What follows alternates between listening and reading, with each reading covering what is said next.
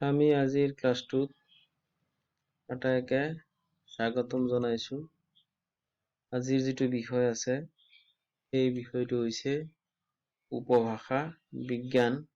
এই উপভাষা বিজ্ঞানক উপভাষা তত্ত্ব বুলি কোৱা হয়। মানৱ সংস্কৃতিৰ ইতিহাসত ভাষাই প্ৰথম আৰু প্ৰধান ভূমিকা গ্ৰহণ কৰিছে। পৃথিৱীৰ বিশাল জনসমষ্টিৰ মাজত জাতি উপজাতি অনুসৰি বিভিন্ন ভাষাৰ প্ৰচলন আছে। এই অলেখ ভাষাৰ আজিৰ শৃংখলাবদ্ধ আৰু বিজ্ঞানসন্মত অধ্যয়নৰ দিশটো ক্ৰমাৎ উন্মোচিত হোৱাৰ লগে লগে ভাষা সম্বন্ধে নিত্য নতুন তথ্য উদ্ঘাটন হ'ব ধৰিছে। বৃহৎ ভৌগোলিক পৰিসীমা, জনসংখ্যাৰ বিশালতা আদি কাৰণত একে ভাষাৰ অন্তৰ্গত লোকৰ মাজত কেতিয়াবা ভাষাৰ আঞ্চলিক ৰূপ কিছুমানৰ সৃষ্টি হয়। সামাজিক, সাংস্কৃতিক, ৰাজনৈতিক, প্ৰাকৃতিক আদি বিভিন্ন কাৰণত ভাষাৰ খণ্ডৰূপে গা কৰি উঠে। ভাষাৰ মূল অখণ্ড ৰূপটোক সেই ভাষাৰ মান্য ভাষা যিটো ষ্টেণ্ডাৰ্ড লেংগুৱেজ, সেই ষ্টেণ্ডাৰ্ড লেংগুৱেজ অৰ্থাৎ সাহিত্যিক ভাষাই নিয়ন্ত্ৰণ কৰে। মান্য ভাষাই নিয়ন্ত্ৰণ কৰে মানে সাহিত্যিক ভাষাই নিয়ন্ত্ৰণ কৰে। একেটা ভাষাৰ খণ্ড খণ্ড আঞ্চলিক ৰূপেই উপভাষা, ডাইলেক্ট। মানে একোটা ভাষাৰ এই খণ্ড খণ্ড যিমানবিলাক ৰূপ এইবিলাককে ডাইলেক্ট বুলি কোৱা হয়।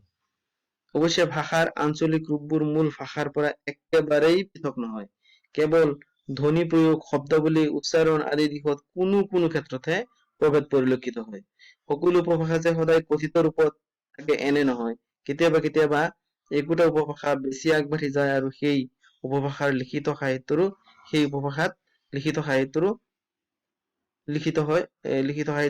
সৃষ্টি হ'ব পাৰে। আনহাতে একোটা উপভাষা শক্তিশালী হৈ মান্য ভাষা হিচাপেও স্বীকৃতি লাভ কৰিব পাৰে। প্ৰকৃততে উপভাষা ভাষাৰ মূল সুঁতিত উপসূতিৰ দৰে। ভাষাৰ শৃংখলাবদ্ধ অধ্যয়ন কৰোঁতে প্ৰধানভাৱে উপভাষাসমূহৰ শৃংখলাবদ্ধ অধ্যয়ন অপৰিহাৰ্য।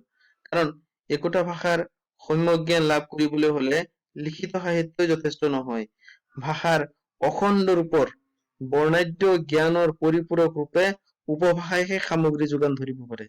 গতিকে উপভাষাৰ বিস্তৃত আলোচনা, শৃংখলাবদ্ধ আৰু বিজ্ঞানসন্মত অধ্যয়নকেই উপভাষা বিজ্ঞান বা উপভাষা তত্ত্ব, ইংৰাজীত ডাইলেক্টলজি আখ্যা দিয়া হয়। উপভাষাৰ ক্ষেত্ৰও অতি ব্যাপক। আধুনিক ভাষা বিজ্ঞানীসকলে উপভাষাৰ অধ্যয়নত অধিক গুৰুত্ব আৰোপ কৰা দেখা গৈছে।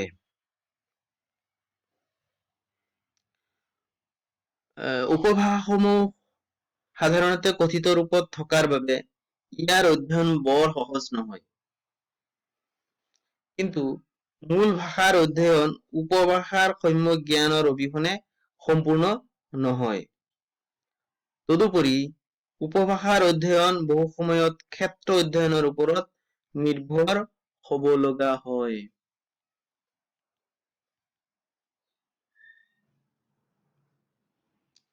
উপভাষাৰ অধ্যয়নে নৃতাত্ত্বিক, সামাজিক আদি কিছুমান প্ৰমূল্যও বহন কৰে। ভাষা একোটাৰ আঞ্চলিক ৰূপত অলিখিত অনেক তথ্য অন্তৰ্নিহিত হৈ থাকে, যিবোৰ মূল ভাষাত উপাদান ৰূপে দেখুৱাবলৈ হলে উপভাষাৰ অধ্যয়ন নকৰিলেই নহয়। উপভাষা অধ্যয়নৰ প্ৰয়োজনৰ মূলতে ভাষাগত কাৰণ প্ৰধান হলেও তাৰ লগতে নৃতাত্ত্বিক, প্ৰায়োগিক, সামাজিক আদি কাৰণো লুকাই আছে। তো এইখিনিতে এটা কথা মন কৰিবলগীয়া যে উপভাষাৰ অধ্যয়ন, ডাইলেক্ট ষ্টাডি আৰু উপভাষা জৰীপ মানে ডাইলেক্ট সাৰ্ভে, ইহঁতৰ মাজত কি পাৰ্থক্য আছে? উপভাষা অধ্যয়ন সাধাৰণতে একোটা বিশেষ গোষ্ঠী, জাতি বা অঞ্চলৰ দুজনৰ বা ততোধিক ব্যক্তিৰ কথোপকথনৰ ভাষাগত গঠনৰ বৰ্ণনাৰ ওপৰত নিৰ্ভৰশীল। ধ্বনিগত, ব্যাকৰণগত, শব্দকোষ আদি সকলো দিশৰ আলোচনা উপভাষা অধ্যয়নৰ অন্তৰ্গত। আনহাতে একোটা উপভাষা জৰীপৰ দিশত কেৱল সেই বিশেষ বৃহৎ অঞ্চল বা বিশেষ গোষ্ঠীৰ ভাষাগত ক্ষেত্ৰৰ ব্যাপকতাৰ প্ৰতিহে মনোনিৱেশ কৰা হয়। উপভাষা জৰীপৰ মূলতে উপভাষা বা স্থানীয় উপভাষাৰ সীমা নিৰ্ধাৰণৰ কথাটোহে প্ৰতিপাদ্য বিষয় ৰূপে পৰিচিত হয়। উপভাষা জৰীপৰ বাবে উপভাষাৰ সকলো দিশৰ বৰ্ণনাৰ প্ৰয়োজন নাথাকে। অৱশ্যে উপভাষা তত্ত্ব বা উপভাষা বিজ্ঞানৰ ক্ষেত্ৰত এই দুয়োৰে প্ৰয়োজনীয়তা নুই কৰিব নোৱাৰি।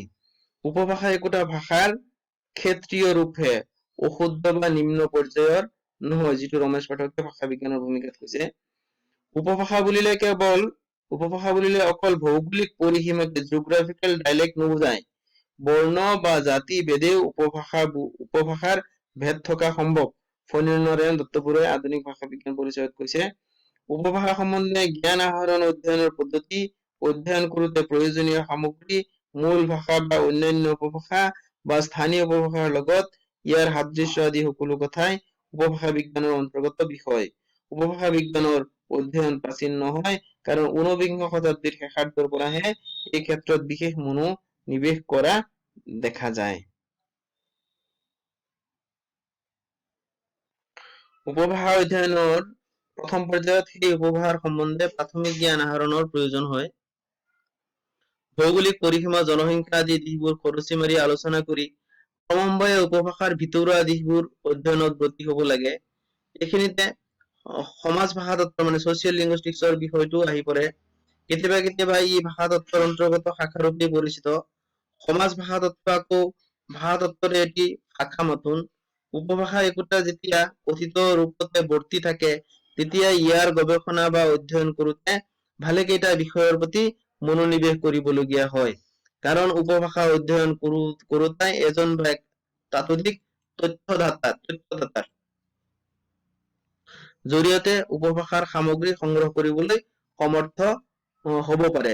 তথ্যদাতাৰ নিৰ্ভুল তথ্যৰ ওপৰতে উপভাষা অধ্যয়নৰ সাৰ্থকতা নিৰ্ভৰ কৰে।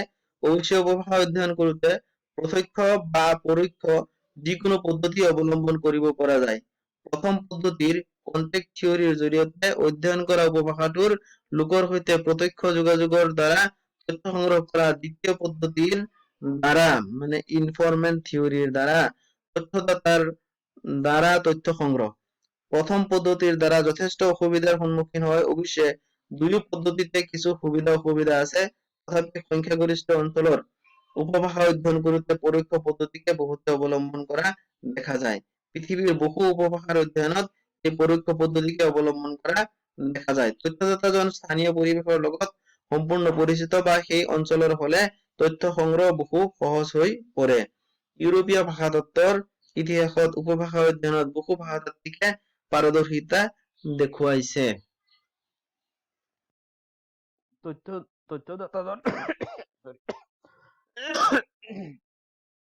তথ্যদাতাজন অভিজ্ঞ, ভাষা জ্ঞান থকা, নিৰপেক্ষ দৃষ্টিভংগীৰ আৰু বস্তুনিষ্ঠ পদ্ধতিৰ প্ৰতি আগ্ৰহী হ'ব লাগিব। শিশু অথবা বৃদ্ধৰ দ্বাৰা উপভাষা নিৰ্ভুল তথ্য সংগ্ৰহ কৰা সম্ভৱ নহবও পাৰে।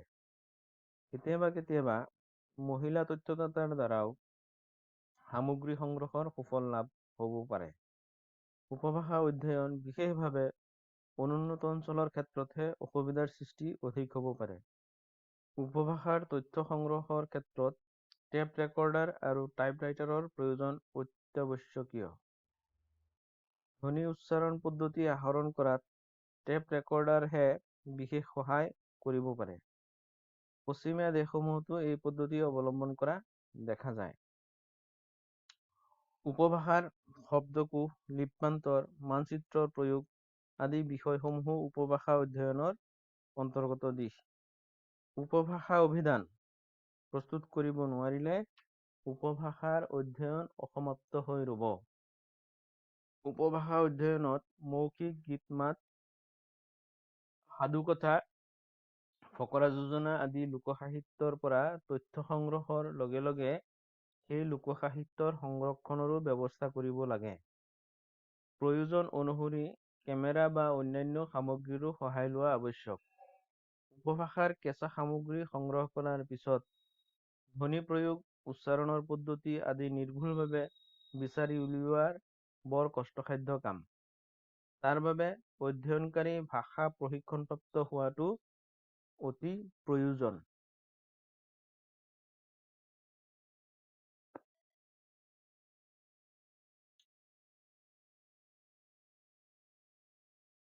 কাৰণ কেৱল চলিত পাঠৰ পৰাই উপভাষাৰ পাঠোদ্ধাৰ কৰিবলগীয়া হয়।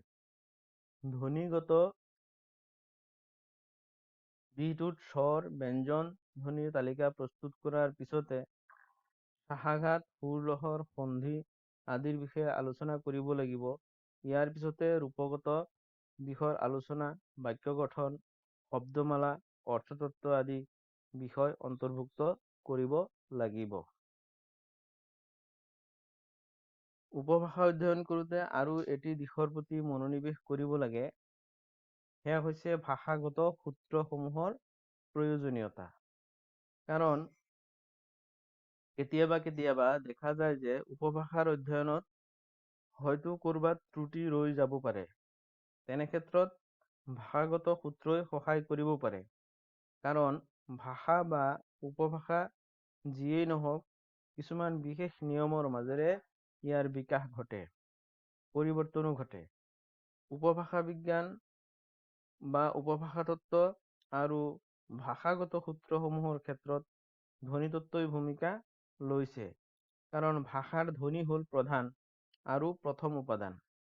উপভাষা ভিত্তিত ধ্বনিতত্ত্বৰ বিভাজন প্ৰধানকৈ 4 ভাগত দেখুৱাইছে। সেইকেইটা হৈছে পৰম্পৰাগত, গঠনমূলক, বংশগত আৰু সমাজ ভাষা তত্ত্ব।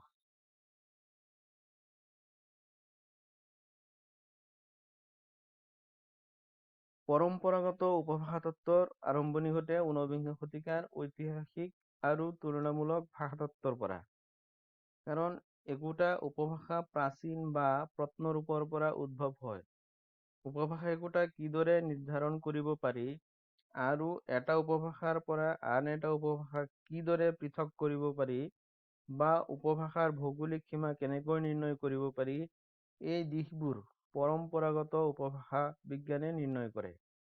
এই ক্ষেত্ৰত ধ্বনি পৰিৱৰ্তন পদ্ধতিমূলক হয়। এনে ধৰণৰ অধ্যয়ন বিংশ শতাব্দীৰহে উদ্ভাৱন, অৰ্থাৎ উপভাষা তত্ত্বৰ শেহতীয়া সংযোজন। চুইচ উপভাষা তাত্ত্বিক গেছাৰ্টৰ নাম এই ক্ষেত্ৰত উল্লেখ কৰিব পাৰি। গঠনমূলক উপভাষা তত্ত্ব আকৌ পদ্ধতিকেন্দ্ৰিক। চছাৰেৰ সময়ৰ পৰাই এনে ধৰণৰ গঠনমূলক দৃষ্টিভংগীৰে উপভাষাৰ ক্ষেত্ৰত নতুন দৃষ্টিভংগীৰ সূচনা কৰি গৈছে। গিলিয়াৰছন, উইনৰিচ আদিৰ নাম ইয়াত উল্লেখ কৰিব পাৰি।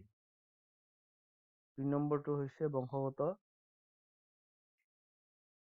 বংশগত উপভাষা তত্ত্বইও ভাষাগত সূত্ৰৰ দিশত বিশেষ ভূমিকা গ্ৰহণ কৰিছে। ই ঐতিহাসিক আৰু বৰ্ণনাত্মক দুয়োটা দিশেই আঁকোৱালি লৈছে। এই সূত্ৰই ভাষাৰ শব্দকোষ, বাক্য, অৰ্থ, ধ্বনি এই সকলো দিশৰ ধাৰণা স্পষ্টভাৱে দেখুৱাইছে। সমগ্ৰ ইউৰোপীয় ভাষাতত্ত্বৰ বুৰঞ্জীত বংশগত অধ্যয়নৰ দিশত বিশেষ গুৰুত্ব আৰোপ কৰা হৈছে। গ্ৰীক উপভাষা, বিশেষভাৱে হেলেনিক কুইৰেৰ অধ্যয়নত ঐতিহাসিক আয়তনৰ কথা উল্লেখ কৰা হৈছে, যি কুইনে বৰ্তমান প্ৰায় সমগ্ৰ গ্ৰীক উপভাষাসমূহৰ মূলৰূপে পৰিগণিত হৈছে। উপভাষা অধ্যয়নত জটিল তথ্যৰ সম্ভেদ দিয়াৰ ক্ষেত্ৰত বংশগত প্ৰণালীৰ বিশেষ ভূমিকা মন কৰিবলগীয়া। এই প্ৰণালী নিয়মকেন্দ্ৰিক। 4 নম্বৰত সমাজ ভাষা তত্ত্ব উপভাষা অধ্যয়নৰ এটি বিশেষ দিশ। ই ঐতিহাসিক, গঠনমূলক আৰু বংশগত সূত্ৰাদিৰ আধাৰস্বৰূপ। ই হ'ল বক্তাকেন্দ্ৰিক। বহু সময়ত উপভাষা তত্ত্ব সমাজ ভাষা তত্ত্বৰে অন্তৰ্গত বিষয় যেন হৈ পৰে। কাৰণ সমাজৰ মানুহৰ ভাষা অধ্যয়ন কৰোঁতে সামাজিক শ্ৰেণী, বয়স, লিংগ, বৃত্তি, শিক্ষা আদিৰ উল্লেখ থাকিবই লাগিব। অৱশ্যে উপভাষা অধ্যয়নত সমাজত বসবাস কৰা মানুহৰ মুখৰ ভাষাৰ অধ্যয়নৰ দিশটো প্ৰধানভাৱে জড়িত হ'লেও আৰু অন্যান্য কিছুমান দিশো ইয়াত নিহিত হৈ থাকে। অৱশ্যে এনে ধৰণৰ অধ্যয়ন পৰম্পৰাগত, গঠনমূলক আৰু বংশগত উপভাষা তত্ত্বৰ গাত আউজিহে আগবাঢ়ি যাব পাৰে। ধাৰণা বা অনুভৱ, পদ্ধতি আৰু ফলাফল সমাজ ভাষা তত্ত্বৰ ক্ষেত্ৰত বৰ প্ৰয়োজন। কাৰণ একোখন সমাজৰ উপভাষা অধ্যয়ন কৰোঁতে সেই ক্ষেত্ৰত আপোন অনুভৱ বা ধাৰণাৰ আশ্ৰয়তহে বিশেষ পদ্ধতি অৱলম্বন কৰি ফলাফলত উপনীত হ'ব পৰা যায়। উপভাষাৰ মাজেৰে ভাষাৰ স্বাভাৱিক জীৱন নিহিত হৈ থাকে। গতিকে স্বাভাৱিক